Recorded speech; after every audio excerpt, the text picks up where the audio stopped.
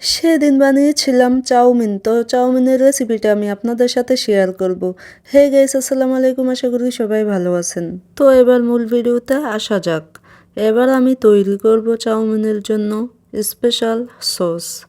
সবার প্রথমে আমি নিয়ে নিচ্ছি 2 টেবিল চামচ tomato sauce. Dark soya sauce add করছি 1 টেবিল চামচ। আর আপনারা কিন্তু ডার্ক সয়া সসটা ইউজ করার চেষ্টা করবেন, এতে করে চাউমিনের একটি সুন্দর কালার আসবে। এখন অ্যাড করে দিচ্ছি কর্নফ্লাওয়ার 1 চামচ। এরপর অ্যাড করে দিচ্ছি হোয়াইট ভিনেগার 1 চামচ। ওয়েস্টার সসের পরিবর্তে দিয়ে দিলাম আরও 1 চামচ সয়া সস। এখন দিয়ে দিচ্ছি কালো গোলমরিচের গুঁড়া। চিনি অ্যাড করে দিচ্ছি 1 চা চামচ স্বাদ মতো।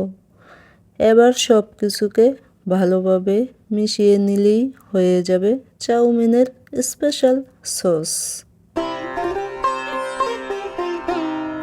এবার আমি একটি প্যানে পর্যাপ্ত পরিমাণ পানি নিয়ে নিলাম আর সাথে অ্যাড করে দিলাম পরিমাণ মতো সয়াবিন তেল আর লবণ, যাতে করে নুডলসটা না লেগে যায়। পানিটা যখন ভালোভাবে ফুটতে শুরু করবে তখন আমি দিয়ে দিচ্ছি প্রায় 200 গ্রাম পরিমাণ নুডলস। এবার নুডলসগুলোকে সামান্য নেড়েচেড়ে দিচ্ছি। আর সিদ্ধ করার সময় নুডলসটাকে ভাঙার দরকার নেই। এখানে নুডলসগুলোকে আমি প্রায় 80% সিদ্ধ করব। আর বাকি নুডলসটা যখন আমি ভাজবো বাকি 20% এমনিই হয়ে যাবে। আমার নুডলসটা কিন্তু সিদ্ধ হয়ে গেছে। এবার আমি চালনির সাহায্যে নুডলসটাকে ছেঁকে নিচ্ছি। এবার আমি নর্মাল পানি দিয়ে আধা মিনিট নুডলসগুলোকে ডুবিয়ে রাখবো, এতে করে নুডলসটা তাড়াতাড়ি ঠান্ডা হয়ে যাবে। এবার আমি মূল রান্নায় চলে যাচ্ছি।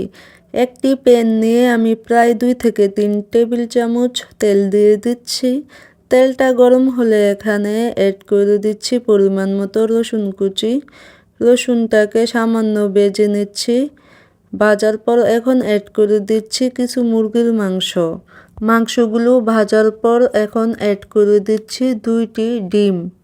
এখন ডিমগুলোকে সামান্য নাড়াচাড়া দিয়ে ভেঙে নিচ্ছি।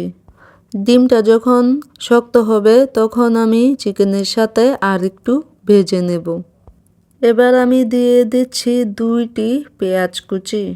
চাইনিজ রান্নাটা কিন্তু হাই হিটেই করতে হয়। যথাসম্ভব চেষ্টা করবেন চুলার আঁচটাকে বাড়িয়ে রান্না করার। এরপর দিয়ে দিচ্ছি 4-5টি কাঁচামরিচ কুচি।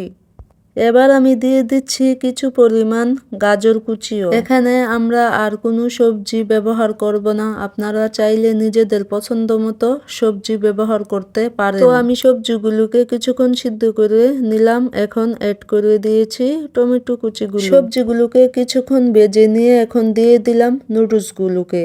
এখন আমি হালকা নাড়াচাড়া দিয়ে দেব আমার বানানো সেই স্পেশাল চাউমিন সস। এখন আমি ভালো করে মিক্স করে নিলাম। এরপর চেক করে নিলাম লবণ ঝাল সব কিছু ঠিক আছে কিনা। আলহামদুলিল্লাহ সব কিছুই পারফেক্ট হয়েছে। আপনারা চাইলে টেস্টিং সল্টও অ্যাড করতে পারেন। যাই হোক, রান্না শেষ। আল্লাহ হাফেজ।